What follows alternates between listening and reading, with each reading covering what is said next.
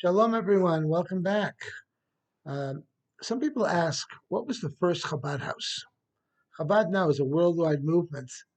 All over the world, you'll find a Chabad. They say wherever you go, there's two things you'll find: Coca-Cola and Chabad. When did it all start? Well, the movement started in the 1700s with Rabbi Shneur Zalman of Liadi. But in more modern times, the first Chabad house really started on the campus of UCLA in Los Angeles in the mid to early 1970s, where a need was met to minister to the college students there. And Chabad came, and the Lubavitch Rebbe started a Chabad house there, and the rest is history. But actually, the first Chabad house goes way back before that. It goes back to the times of Abraham, to Abraham. Abraham started the first Chabad house. Where was it? In his tent.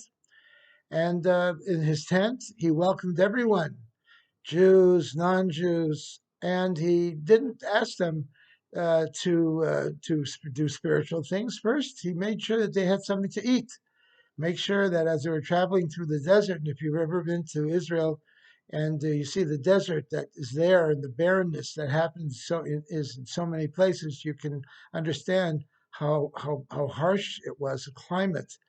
And people were traveling and they were wandering, and they came upon Abraham's tent and in Beersheba, which is a very hot place in the Negev, and he welcomed them in, and he gave them food, and he gave them drink, and he took care of their basic needs. And then when they left, they said, "We want to thank you very much for your hospitality."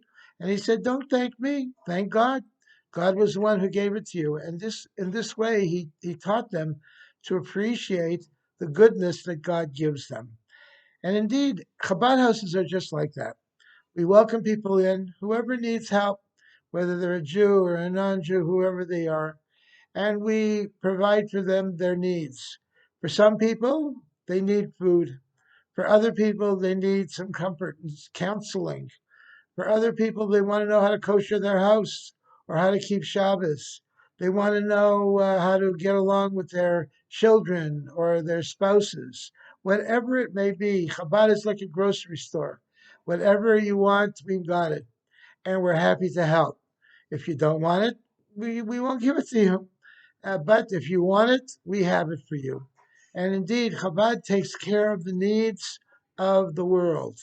Whatever the world is in need of, Chabad is there to help. That's probably why Chabad has grown so much. And above all, Chabad does not believe in putting any guilt trips on anybody.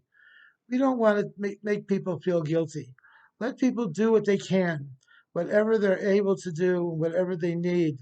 That's what we're there to help them to do that.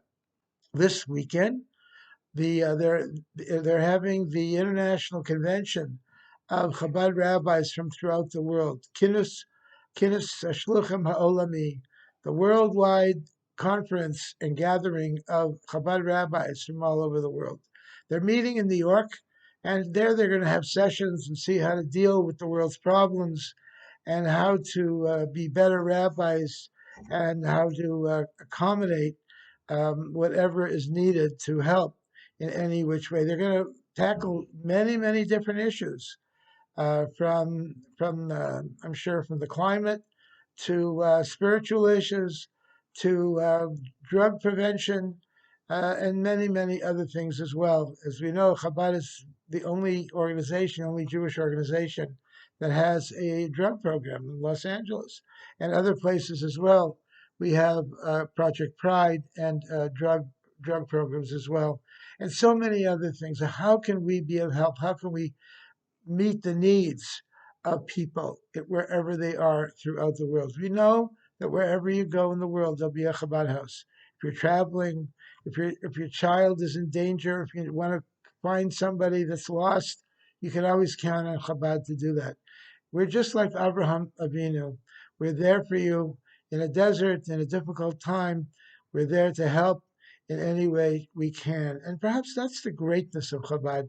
We don't criticize. We don't put any guilt trips. We don't have any anything that we have any particular agenda. The only agenda we have is to help others and to make them feel better and to make life a little bit easier for all the people that we meet. And that is perhaps the greatness of Chabad, as we learned from the Lubavitcher Rebbe himself, Rabbi Schneerson, who taught us these important values. And these values should be transmitted on and on to other people. And certainly, the Rebbe taught us that our job is to go out and to meet other people and to help in any which way we can. And that is indeed what we do. Candlelighting the Shabbos is at 6:42.